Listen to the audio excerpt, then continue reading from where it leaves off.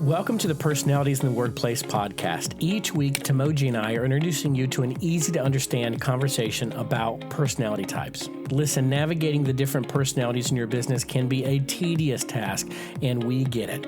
But we believe that once you understand what drives and stresses those you work with, you can better interact and steer those same people toward productivity and success.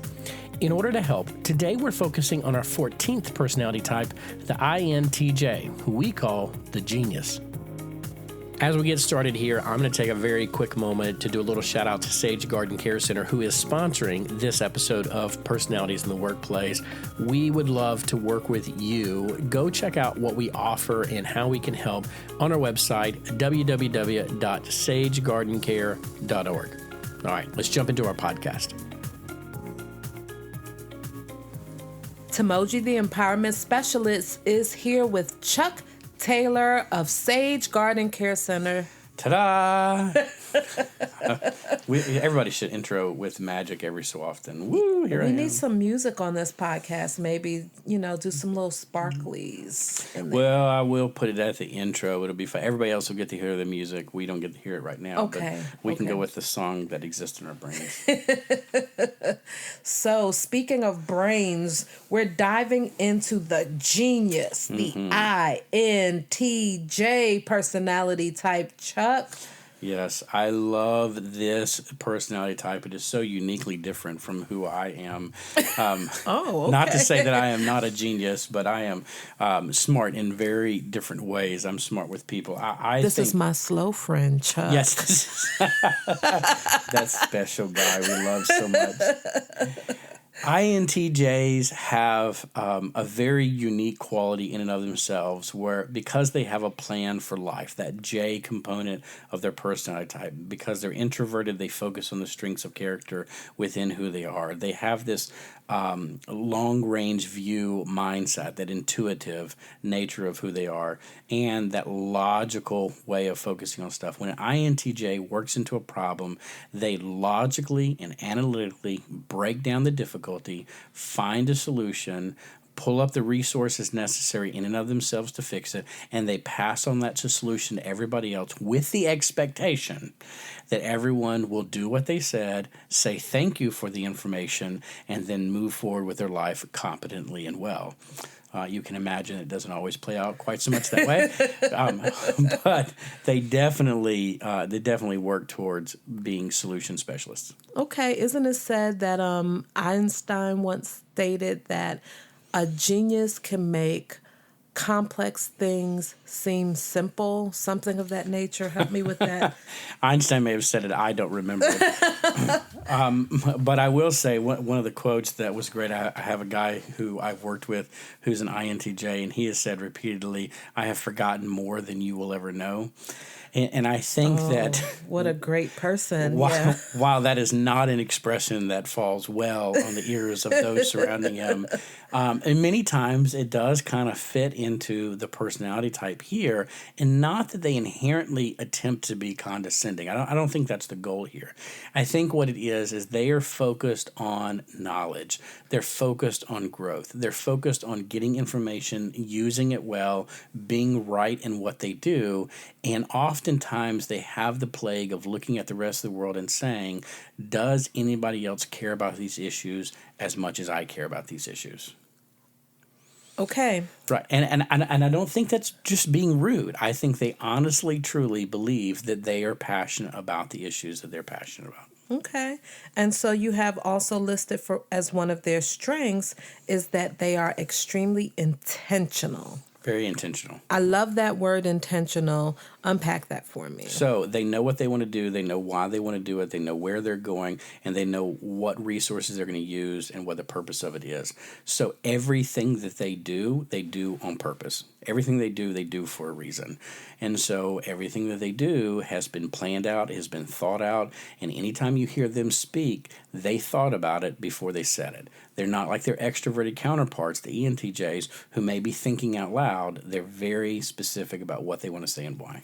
Okay. So, and I see creative listed as one of their strengths. So I'm thinking about this person who's a visionary, but they're intentional, they're logical, they're decisive, and creative? Yeah, right. Isn't that great? So they're very similar to the INTP personality type, who's the engineer as well. The difference between the INTJ is the INTJ is probably the one who will create the idea that needs to be worked. The engineer will figure out how to make the idea work in its area.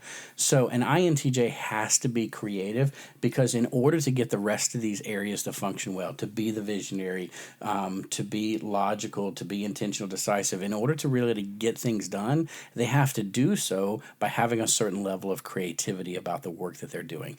They're thinking outside the box a little bit here, but they're thinking with a plan, they're thinking with a strategy, and they're thinking, what do we get done and how do we get it done? So they know that, but what about the outside person looking in on this personality? Right. What is it that they see? Because they might just see somebody who's, thinking too much, who's not, who's inactive, who is unwilling to act, unwilling to get their hands dirty. What do other people perceive about this INTJ personality? I think if you're looking at an INTJ, a word that may best define them might be rigid. Okay, I see the INTJ and I see someone who's rigid. They have a plan, they know what they want to do, and there is no deviation from that. I can't get them to see that there may be another way of doing this. And the INTJ would say, if there were another way of doing it, I would have already thought about it. Okay. Oh, yeah, you want to work for this person right here. Right. So because they've thought through the different variables, they've thought through the different things that they want to do, and so then they're gonna explore those. Whichever one they come back with is the one that they truly believe is right. And oftentimes the frustrating thing is with INTJs is they tend to be right in the work that they're doing because they have spent so much time thinking through the different variables, unless there's information they don't know. So one of the things that they're really going to have a hard time with is if they believe somebody's withholding information from them, that distrust begins to come through. So if you're working with them, they want all the information up front. We want to take a brief moment here to tell you about Sage Garden Care Center and why we've made this podcast available to you. Every business can optimize productivity by educating their leaders, managers, and employees of their blind spots and pain points. We provide the knowledge and the tools to help you engage your employees to best contribute to the organization's success. We help you leverage their strengths so that you can trust they're helping your organization flourish. As an optimization coach, I help companies nationally and internationally unify their teams, effectively engage conflict, communicate well, and bolster their aptitude for success. Whether you work with a company, a church, an NGO or nonprofit, an education center, or anything else, we have trainings that will help your team. Learn more at sagegardencare.org and look for Chuck's Coaching under the Services tab. Schedule your free consultation appointment today, and we will discuss a plan that fits your budget, your needs, and your goals. All right, let's jump back into our conversation. Tell me everything. Okay. Right? That's what they want. Yep, absolutely. They want it all laid, full disclosure, right? Mm-hmm. Give it all to me and then let me make the best decision. And that can be a struggle is INTJs are not inherently team players. Right? So they're not great on that team environment because their strength is what they bring to the table. So it's almost as if everybody comes to the table, you tell me all the information I need to know, I'll go back and process it, I'll figure out what the plan is, I'll bring you the plan, and then you go back and enact the plan.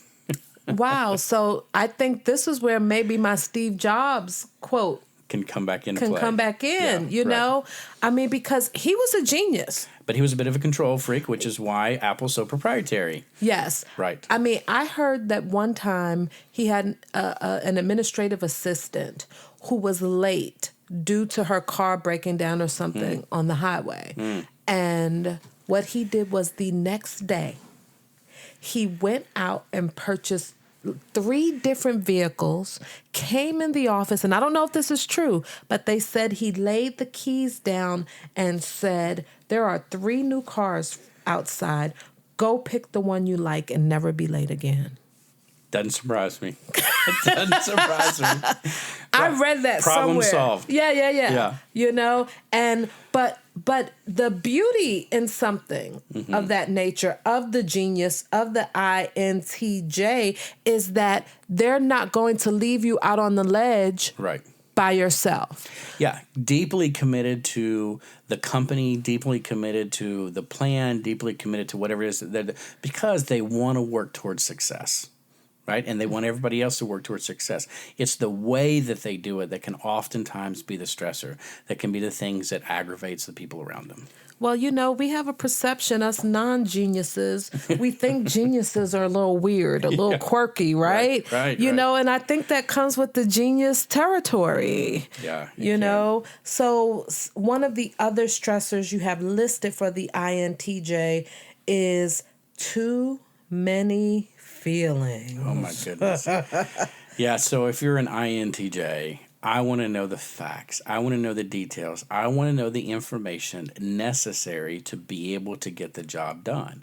I had a training with a guy who was a leader of a team, and he was an INTJ, and it was fascinating to do this training because when I got to the part where I started talking about you're going to have feelers on your team, and this is how you have to communicate with feelers, it was almost as if his brain broke for a moment. He went, why?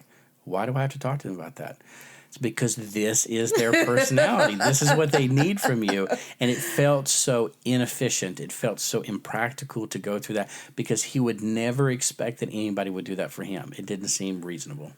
I once taught a class, and part of the class was getting into your feelings and learning, who you are emotionally. Mm-hmm. And I had a male who happened to be over 40, who worked primarily blue-collar jobs, literally raised his hand and said, "Excuse me, Miss Jackson, I don't believe that in colleges in China right now, people are asking college students about their feelings. This has nothing to do with anything." Yeah. So what do you say to that?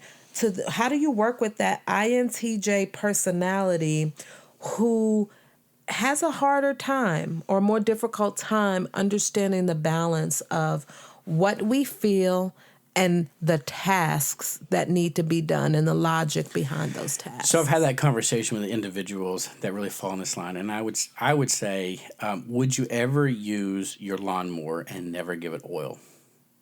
And they would say, well, no, you have to give it oil. You have to take care of your machine. And I would say then people are very much the same. They need to be cared for and they need to be taken care of. If you want to get the maximum utilization out of others, there are individuals, not everybody, but there are individuals who process by way of their feelings. And if we ignore those feelings, we're not going to be able to get maximum utilization. INTJs have feelings as well. They have feelings about their families. They have feelings about people that they love. But more than them, sometimes other personality types bring those feelings into the workplace, and the personal helps guide their professional life. And if you don't take that into consideration, then you lose maximum utility out of those folks. When I couch it into that, INTJs can say, okay, I understand that. I don't get it necessarily. That's not me, but I understand that other people work differently because they're not unaware of the fact that other people are different than who they are, and they tend to be quite intelligent. Wow. Okay. And so you also have listed that procrastination is a stressor. Right. Because they got this J in their personality type, and J's like to get things done. They like to act, and that can be perceived as a waste of time, is anybody who's waiting until the last minute to accomplish projects. And here again, I would say if you're an INTJ and you're working with someone who has a P in their code, remember that those people are not inherently procrastinating. They're thinking and processing in a very different way. They might be doing a lot of it in their head, not sharing with you the information, but it doesn't mean that they're withholding or they're holding out on the work responsibilities. And so a leader who has this INTJ genius on their team, what areas are there for them to help them grow? So I would say, first of all, if you have this person as a leader on your team, you need to give them some space to be able to create their planning the way that they need to create their planning. Okay. But secondly is to sit them down and say, look, if you want to get maximum utility out of the people that are on your team, the one thing that you have to do is you have to be able to explain your plan and allow other people to be a part of it. You can't just walk in the door and say, here's the plan, no, go do it. Other people need to feel connected to you, need to feel connected to the vision, need to understand why this plan is important, which requires a certain level of communication. INTJ, I need you to come down off the mountain. right? And relate to the other individuals here and spend time communicating with the populace so that they can be engaged in the plan. But I have a bullhorn. They can hear me from up here. Chuck, what's the problem? I love it. Do INTJs, before we close, do INTJs need praise? Yes and no. I mean, I think everybody enjoys being appreciated for the work that they do. I think everybody enjoys that. I don't think that INTJs need praise the way that other personality types do, because they inherently know that their job is done well, and if the project works, then it's sufficient.